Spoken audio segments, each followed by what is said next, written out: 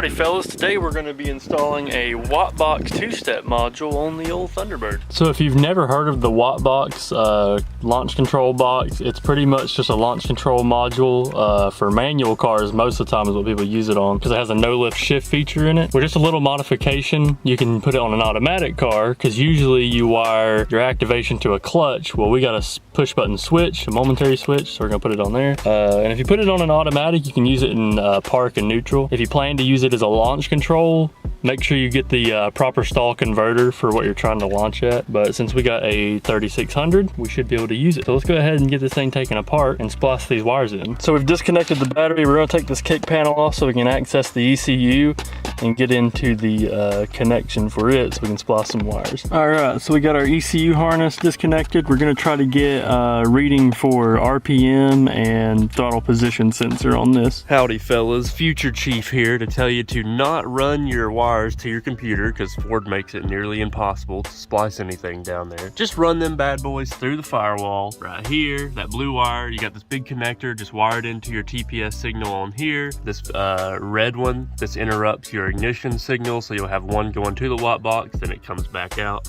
and goes to your coil packs. That's really easy to set up. And then your RPM signal can come all the way down here. We're going to clean this up and put it underneath the factory harness and go ahead and splice it into your crank position sensor, and this will get a very clean RPM signal. Tried getting an RPM signal from the computer and the numbers were a little wrong, so this is just the easiest way and the cleanest signal that I was able to find. Now we've ran our ground and our switch through the dash. Got our ground hooked up to just a ground point under the dash. It can be any ground. And then our switch wire coming up, and we're going to be wiring it to our switch. This will need power wire running to it and then the green wire on the other side, and that's what will make this work. All right, we've tapped into 12 volt power for one of our gauge power wires, and we got our green to our switch, so it's wired like this. It's a momentary switch, so when you hit this, they connect and the power source will go to the Wattbox. Well, that's a good sign. It started. Yeah, but now that we've got some rough wiring done, we're gonna go out and do some testing and tuning on the laptop. All right, she's warmed up. Let's test her out. Of course, we're gonna be using it when we're racing, so we're in gear. Got her button.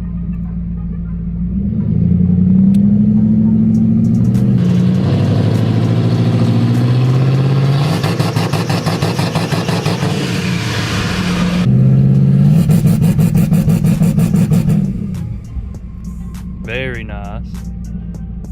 Had it about 2500 right there. Pretty good. Yep. Seems to come on good, builds a good pound of boost. Now we're gonna go in on the laptop, do a little timing tuning. Got one tune in, and then our dongle broke in half. This is the SCT tuner dongle. The actual metal part is stuck in the computer. That happened a while back.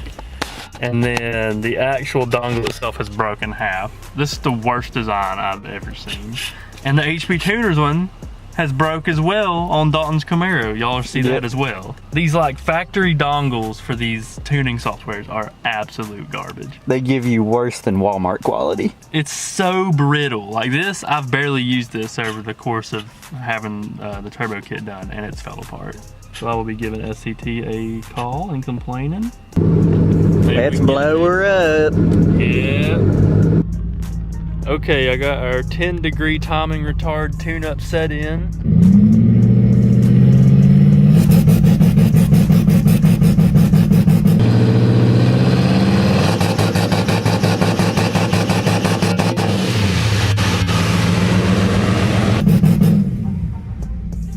Built some decent boost. All right, we're back. Hopefully we can finish tuning.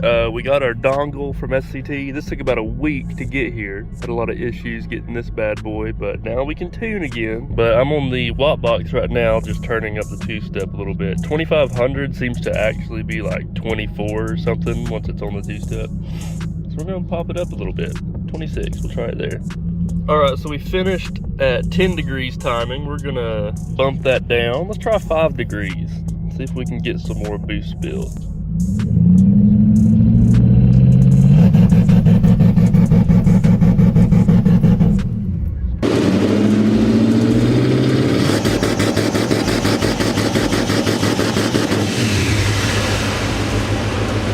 So on our data log, we bounce between, let's see, 15 and 8 degrees of timing. So I need to go in and adjust it a little bit more so we can get, we still built like a pound or so. Let's do a little tune up, see if we can get that down lower.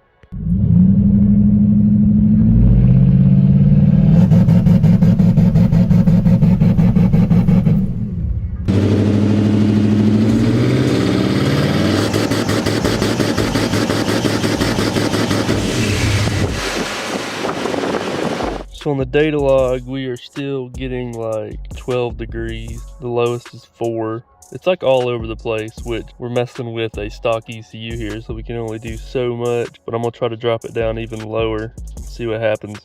We're still only building about a pound, getting no pops to the exhaust. All right, set the -5 degrees. This is gonna be the last one of the day. If we need to tune it anymore, we will, but we're gonna be going to the track soon. Got something special for the Bird also that we're about to install. We'll see how she does on the -5 degrees. Here we go.